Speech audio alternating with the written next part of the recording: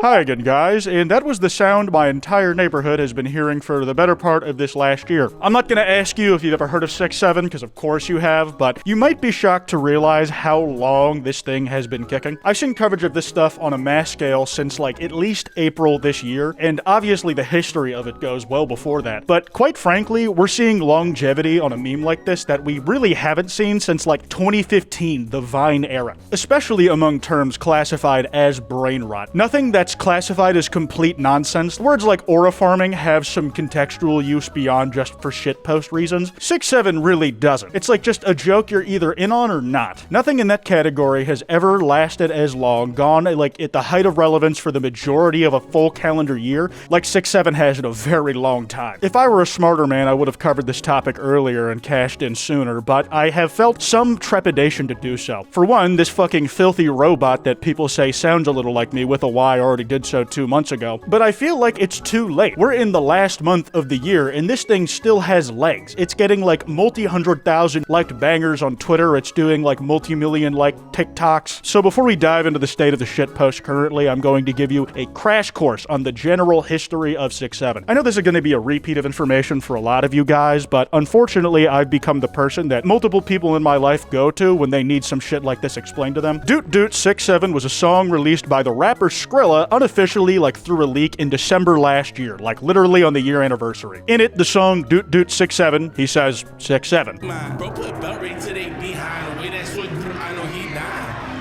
6-7. Alongside the term 6-7 is a hand motion that looks a bit like a so-so, like you're weighing two different options. The origin of this hand symbol comes from this video back in December last year as well, when the unofficial snippet released of a guy being asked what he would rate his Starbucks. All right, so what would you rate this drink 1 through 10? Like a 6, 7. Yeah. Which is a reasonable context to say 6 followed by 7 while going like this. Later on, the term 6-7 got associated with Charlotte Hornets player LaMelo Ball because he is the height 6'7", and people would use the song in basketball highlights edits of him. I know he died.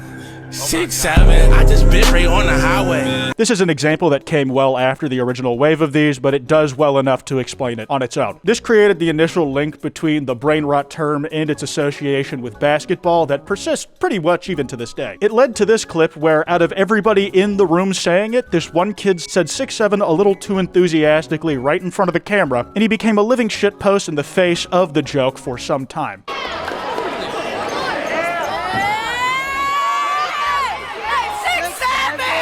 There is a universe where the guy directly to the right of this kid was the one the camera focused on, and he became the face instead. The absurdity of this whole thing had people turning the 6-7 kid into just straight up a cosmic horror entity. Like, they were calling him SCP-67 and making edits of him being like a world-ending, universe-destroying entity. There are many examples of this. Here is just one for the sake of demonstration.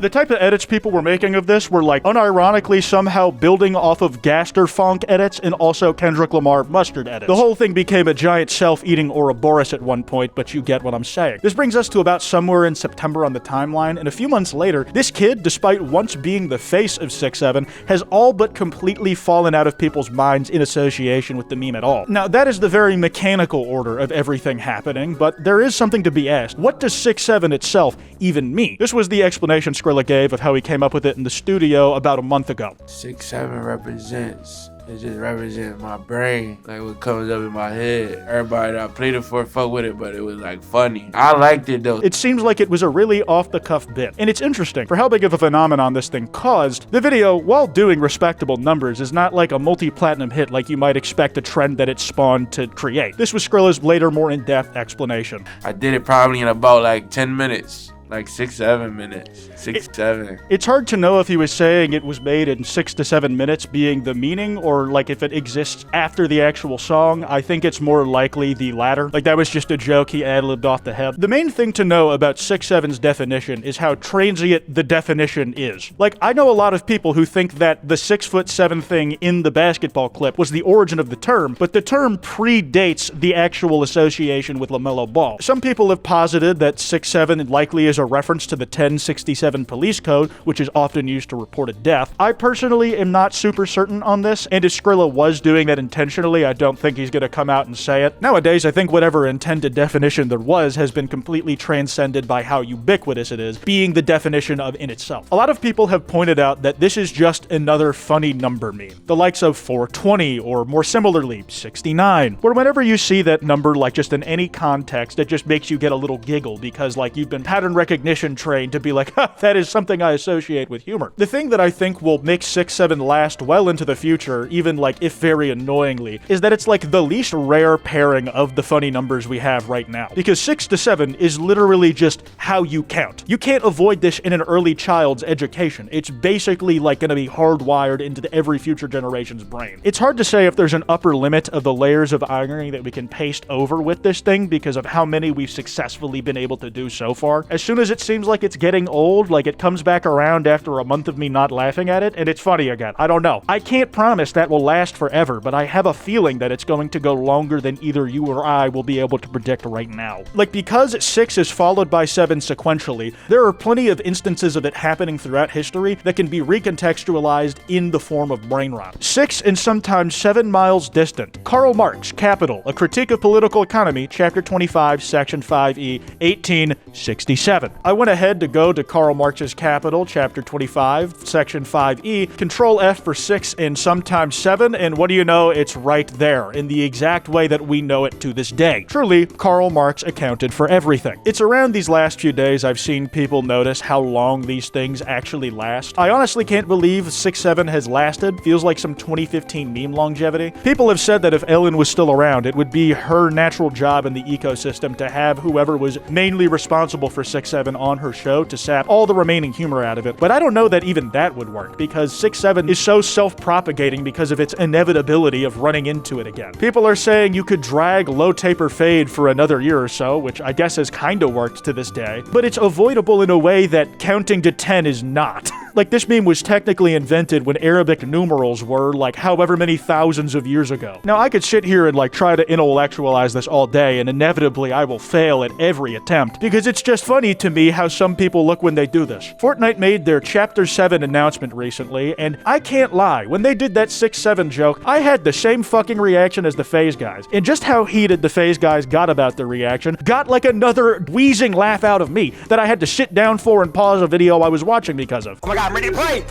I'm ready to play! Chapter 6! Chapter 6. Oh my god. Wait, Wait. I thought chapter 6 was already a thing. Oh my This is god. chapter 7. No, don't do it!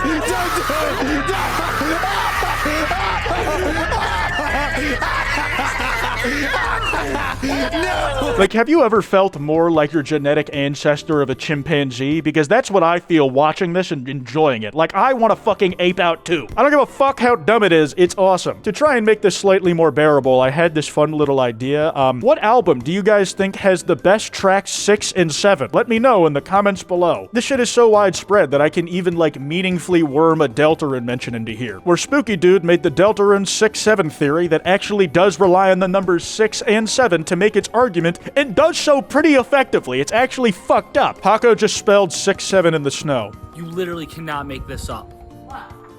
Oh my god. What? You can't make this shit up. Look at him. That's my thing. I think you absolutely can make it up. You just have to, like, walk around with the dog in your arms and then place the dog where you need it to be to have realistically made it themselves, and then walk back on the shoe prints you already left. 6-7. You see that one? 6-7. I saw that one. It's not as good as the ones we grew up with. What do we, like 21? See, just another example of the funny number making the now retired Jay Schlatt laugh. And eventually he was gonna fall down too. Like, it took the Fortnite announcement to get him like it got everybody else. They killed the battle bus, man.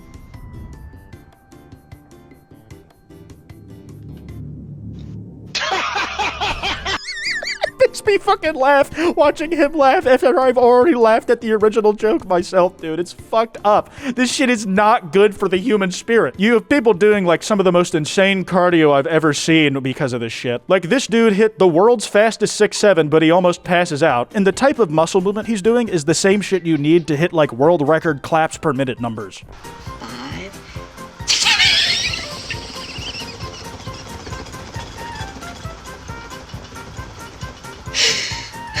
Let me show you exactly what the clapping method is. Because, like, you can only clap like this so fast. You can clap faster like this. I used to actually be able to get claps out of that. Now I can't. There's like a kind of harrowing realization that comes to your brain when you realize that you're laughing at the sort of shit that you are. One that is only further compounded when you realize that you can't train your laughter at this thing out of your system. 6'7". I'm such a fat fucking chud. I'm such a fat fucking chud. There's just a wave of self-loathing that overcomes you when you realize that you're never going to be truly free of this sort of thing, even if 6'7" manages to die out. This is a very base instinct and reaction that humans have. In this particular case, though, it gave me a lot of entertaining clips. 6'7". I'm such a fat fucking chud. I think the only one that I liked more than that was the Chudze version, which, like, in character for how Rousey thinks of themselves in the canon. This comes from Amen Zero. 6'7".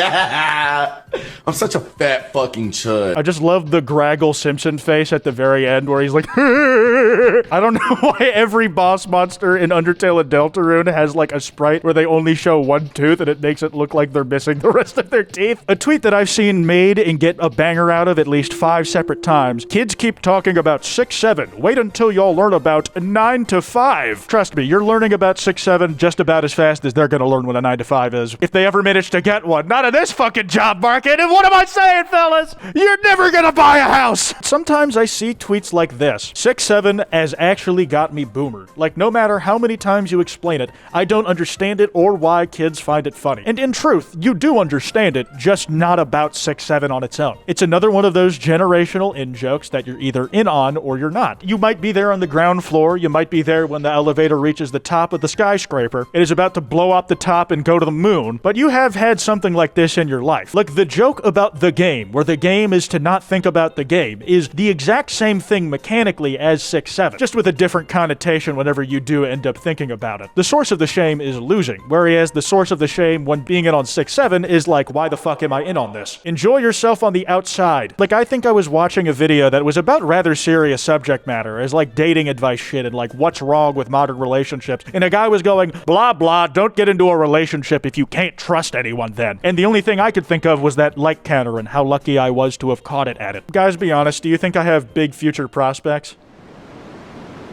How you doing today, sir? Good. We got a call that someone in this house is unk status. I'm not unk, I'm big bro. Okay, do you have any way to prove that? 6 or 7. Did you just say or? Yeah, that was... This entire video from Mikey Bev For Real is rather entertaining and amusing to me, but it's also like bringing a bunch of other like supposed younger generation jokes in on it. I'm not unk, I'm big bro. I genuinely believe this skit from the Johnson Brothers, made just a month ago with like 12 million likes, is going to be an accurate depiction of someone 10 years from now. Hey Kev, hey buddy, guys, hey, thanks for visiting. Got you some flowers. Oh man, thanks. So how you doing, pal? Yeah, it's been good. It's been a year since my last incident, so good. That's awesome. That's great to hear. That's actually really it's been a while since I've seen you guys, hasn't it? Yeah. What's been like 8 years? 8 years, yeah. No, it's been more like 6 years, maybe 7. 6? No! No, fight it! Fight it! You know this isn't you! No!